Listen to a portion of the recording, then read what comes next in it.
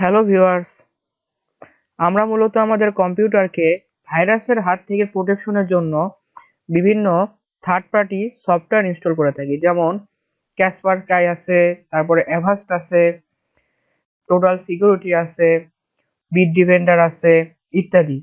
কিন্তু আমরা যারা উইন্ডোজ 10 ইউজার তাদের অলরেডি একটি অ্যান্টিভাইরাস উইন্ডোজ থেকে দিয়ে দেওয়া হয়, সেটি হলো উইন্ডোজ ডিফেন্ডার সিকিউরিটি।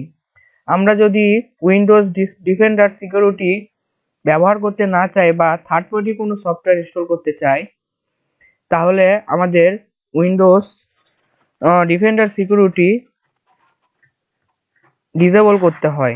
তো উইন্ডোজ ডিফেন্ডার সিকিউরিটি যদি আমরা ডিসেবল করতে চাই, তাহলে স্টার মেনুতে গিয়ে সেটিংয়ে গেলাম, সেটিংয়ে গিয়ে আপডেট অ্যান্ড সিকিউরিটিতে গেলাম, আপডেট অ্যান্ড সিকিউরিটির পর উইন্ডোজ সিকিউরিটিতে গেলাম, উইন্ডোজ সিকিউরিটি থেকে virus and threat of protection, and then আমাদের ভাইরাস অ্যান্ড থ্রেট প্রোটেকশনে ক্লিক করতে হবে। আবার গিয়ে এখানে রিয়েল টাইম প্রোটেকশনটা আমরা অফ করে দিব।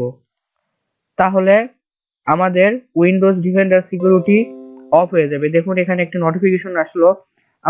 আমরা এটি আরো ঠিক মতো হলো কিনা সেটা দেখার জন্য আমরা উইন্ডোজ সিকিউরিটিতে গেলাম, open Windows defender security centre. দেখুন আমাদের এটা অফ করা আছে, সিকিউরিটি অ্যাট এ গ্ল্যান্স।